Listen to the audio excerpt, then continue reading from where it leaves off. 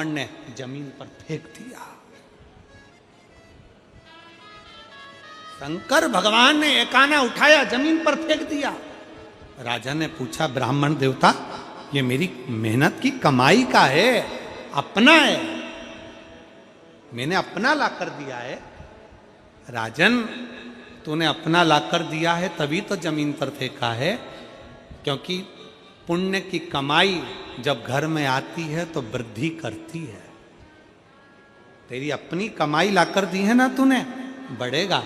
राजा खड़े खड़े देख रहे थे, जहां पर एक आना फेंका था उस जमीन में से एक रथ निकलकर सामने आया, जिसमें बहुत सारा रत्न भरा था।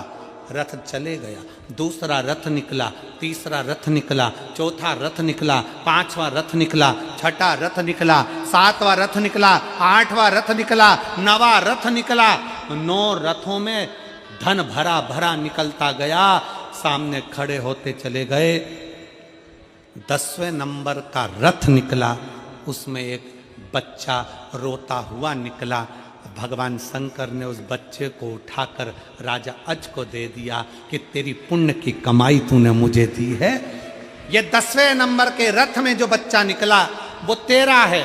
और सुन राजा, ये 10वें नंबर के रथ से प्रकट हुआ है, इसलिए इसका नाम दशरथ है। ये दशरथ है, ये तू रथ। शंकर भगवान कहते हैं, राजन, जब कोई अपने घर का 1 लोटा जल मुझे चढ़ाने के लिए आता है ना, शिव कहते हैं उसके लोटे भर जल से मैं प्रसन्न होकर उसका भंडार स्वयं भर देता हूं। स्वयं।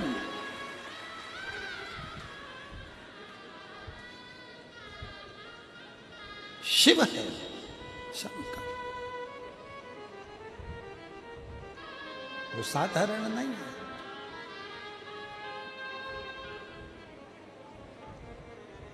जब हम शंकर जी को 1 लोटा जल चढ़ाते हैं तो शंकर भगवान हमारे दिल की पुकार सुनकर नंदी पर बैठकर चले आते हैं।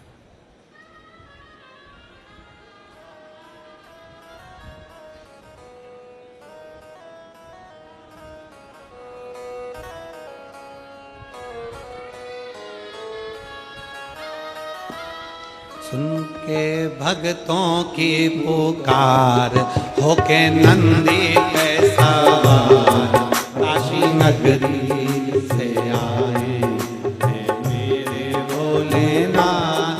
सुन के भक्तों की पुकार, होके नंदी पे सवार, काशी नगरी से आए हैं मेरे भोलेनाथ। सुन के भक्तों की पुकार, होके नंदी पे सवार, काशी नगरी से आए हैं मेरे भोलेनाथ। सुन के भक्तों की पुकार, होके नंदी पे सवार, सब गाइए बड़े प्रेम से, नगरी से आए हैं मेरे भोलेनाथ।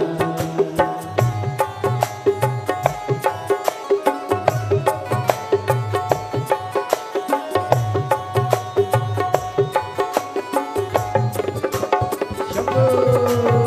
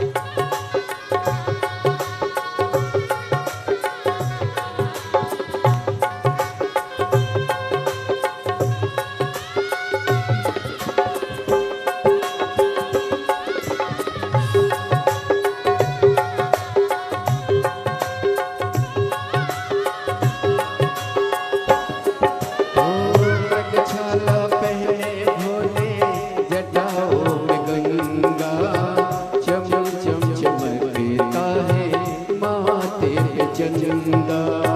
मृगशाला पहने भोले जटाओं में गंगा। चम चम चमके काले माथे पे चंदा। ओ गौरा मैया करे सिंगार गोहे नंदी पे सवार।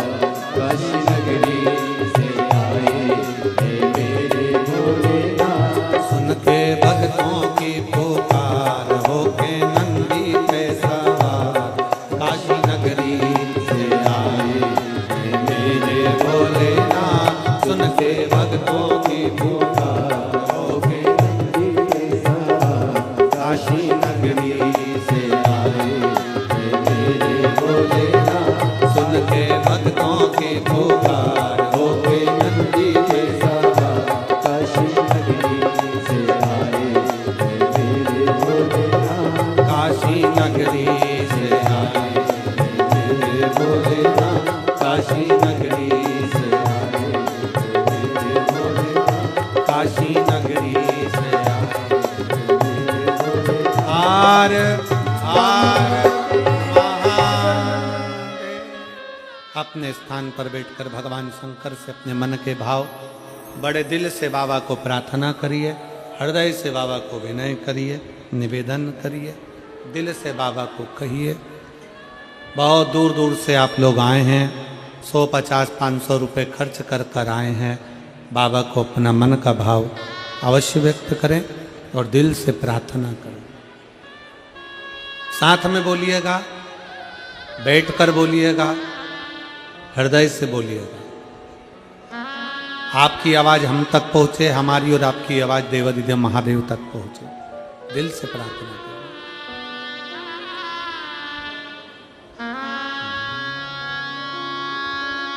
श्री शिवाय नमस्तुभ्यं। श्री शिवाय नमस्तुभ्यं। श्री शिवाय नमस्तुभ्यं। श्री शिवाय नमस्तुभ्यं। श्री शिवाय नमस्तुभ्यं। भोला सब दुख काटो मारा। ओ भोला सब दुख काटो मारा। शिव शंकर जपो तेरी माला। भोले बाबा जपो तेरी माला। भोला सब दुख काटो। ओ भोला सब दुख काटो। वेश है मंगल मंगलकारी। वेश है मंगल मंगलकारी। शमशान वासी हमारा। शमशान वासी हमारा। ओ भोला सब दुख काटो मारा। ओ भोला सब दुख काटो मारा।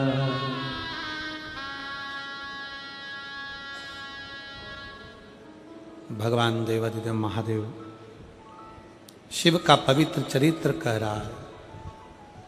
राजा अज अपना एकाना ब्राह्मण को दे देते हैं। वो ब्राह्मण कोई दूसरा नहीं, स्वयं शिव है। स्वयं शंकर, स्वयं शिव, स्वयं त्रिकालदर्शी, स्वयं कैलाशी, स्वयं अविनाशी भगवान शंकर। शिव महापुराण की कथा कहती है कि तुम्हारा खुद का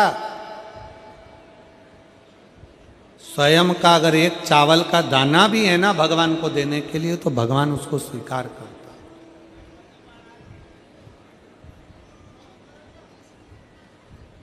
और अगर अपना खुद का नहीं है तो एक लोटा जल अपने घर का, अपने दरवाजे का, अपने द्वार का एक लोटा जल लेकर जाओ, और अपने घर से वो एक लोटा जल लेकर भगवान शंकर को समर्पित, अपना घर का, अपने घर। अच्छा सत्य बताओ, जब से आपने अपने घर से एक लोटा ले जाकर जल चढ़ाना चालू करा, भोले बाबा ने आप पर कृपा करना प्रारंभ करी कि नहीं करी? एक बार जोरदार ताली बजाकर बताओ। सत्यता है शिव ने दिया।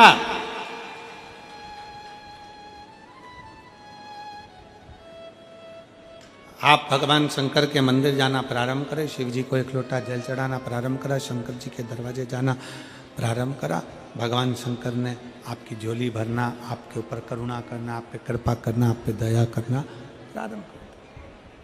जाओ, प्रतिदिन जाओ।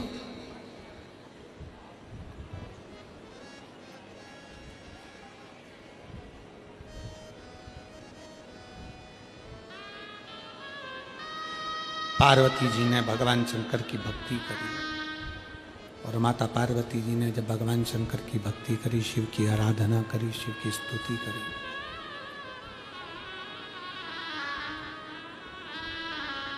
विश्वास के बल पर भगवान शंकर पार्वती जी को मिल गए।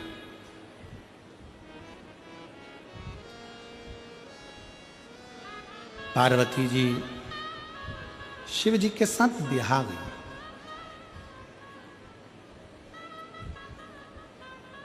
शंकर भगवान पार्वती जी को नंदी पर लेकर कैलाश धाम के लिए जाने लगे। पार्वती जी से शंकर जी ने एक बात बड़ी सुंदर कही जब पार्वती को लेकर जा रहे थे, तब बहुत सुंदर।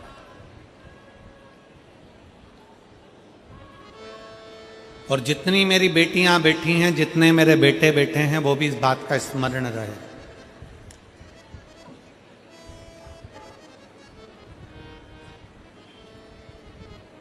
कुपोषण केवल आहार का नहीं होता है।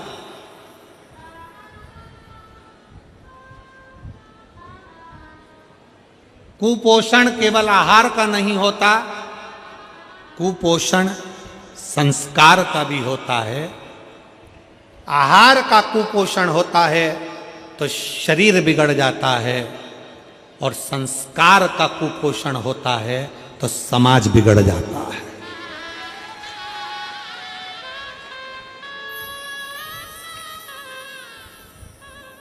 आहार का कुपोषण होगा तो शरीर बिगड़ेगा, और संस्कार का कुपोषण होगा, हम अपने बच्चों को अच्छा संस्कार नहीं दे पाएंगे, अपने बेटा बेटियों को अच्छा ज्ञान नहीं दे पाएंगे, तो वो कुपोषण ही है, जिससे हमारा समाज, हमारा सनातन धर्म कमजोर हो जाता है। आहार का कुपोषण शरीर को कमजोर कर देता है, और संस्कार का कुपोषण समाज को और अपने धर्म को कमजोर कर देता है।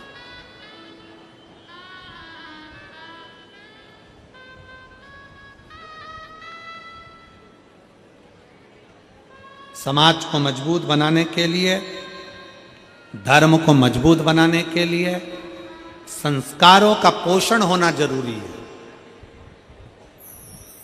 संस्कारों का पोषण, अपने बच्चों को संस्कारित बनाइए, मंदिर भेजिए एक लोटा जल देकर, कथा में भगवान की भक्ति में रमाइए। कहीं आपके नगर में, आपके क्षेत्र में कहीं शिव महापुराण की कथा हो तो घर के नवयुवक बेटा बेटियों से कहो वहां जाकर सेवा करो।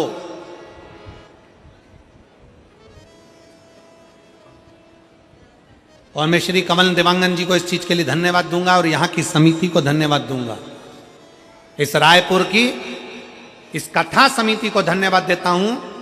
यहां पर जितनी लड़कियां, जितनी बेटियां, जितने बेटे सेवा में लगे हैं, छोटे छोटे बच्चे, लड़के लड़कियां, नवयुवक बच्चे, उनको धन्यवाद देता हूं कि यहां ग्राउंड में कथा सुनने बैठने वालों को एक रत्ती की भी तकलीफ नहीं हो रही है आपकी व्यवस्था के कारण। कोई तकलीफ नहीं। क्यों? जितनी दुकानें हैं सब ग्राउंड के बाहर, जितनी दुकान सारी ग्राउंड के बाहर। सामान बेचने वाला को भी जमीन पर बैठने नहीं दिया, आपने कहा ग्राउंड के बाहर जो लगाना है लगाओ। किताब बेचना है पंडाल के बाहर, खाने का सामान बेचना है पंडाल के बाहर।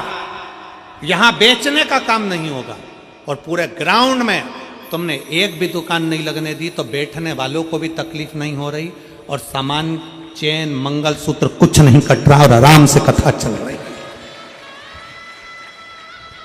सब बाहर बाहर जाइए। मेरा धन्यवाद है पूरी कमल देवांगन जी, आपको इसके लिए मैं धन्यवाद दूंगा। पधारो, इधर आओ, इसके लिए मेरी तरफ से धन्यवाद है आपको। साधु का बहुत और पूरी समिति को धन्यवाद है। जितने बेटे बेटियां यहाँ कार्य कर रहे हैं, कार्यकर्ता बनकर संभाल रहे हैं, उनको धन्यवाद है।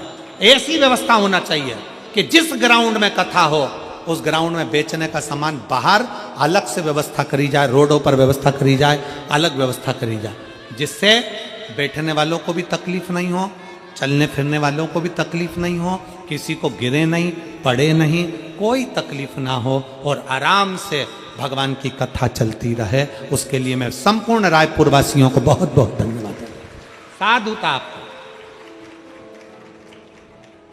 हम बेचने वालों को मना नहीं करते कि मत बेचो, तुम्हारा मन पड़े, तुम्हारा व्यापार है, 2 रोटी तुमको मिल रही है, बहुत अच्छी बात है। पर इतना सा निवेदन है कि तुम तो ईमानदारी से काम करना चाहते हो, पर तुम्हारी पीठ पीछे ना जाने कौन गलत काम करके चले जाए, कोई भरोसा नहीं। इसलिए जितने व्यापारी यहाँ बेचने के लिए आते हैं, दुकान लगाने आते हैं, उनको भी साधुवाद देता हूँ। आप अपना पेट भर रहे हो, मेहनत कर रहे हो, मना नहीं, पर सहयोग समिति को देना ये आपका भी फर्ज बनता है, आपका भी फर्ज। और उसके लिए साधु माता पार्वती जी भगवान श्री गणेश जी को लेकर पधार रही हैं। जोरदार ताली बजाएं, भगवान श्री गणेश जी पधार रहे हैं। हर हर महादेव हर। भगवान गणेश जी महाराज का प्राकट्य हुआ है।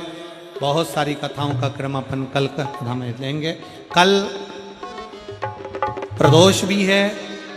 बड़े भाव से किस्मत वाले हैं पूरे छत्तीसगढ़ वाले के कल प्रदोष की कथा, और परसों महीने की शिवरात्रि, मासिक शिवरात्रि और शिव पुराण की शिवरात्रि दोनों साथ में रहेगी। उसकी भी कथा बड़े भाव से सुनेंगे। पूरे छत्तीसगढ़ को बहुत बहुत साधुवाद। हर हर 2024 की ये कथा 30 तारीख को यहाँ विराम लेगी, और 2025 की सबसे पहली कथा छुरिया हाले कोसा में होगी, राजनांदगांव के अंतर्गत। तो मैं बहुत बहुत साधुवाद देता हूं छत्तीसगढ़ वालों को कि आपका नया साल, आप जो कहते हो कि हम अंग्रेजी नए वर्ष से कैलेंडर से चल रहे हैं, पर हमारा नया वर्ष सनातन धर्म का तो क्षेत्र में आता है, पर 2025 की शुरुआत भी छत्तीसगढ़ से ही होगी। हर हर महादेव।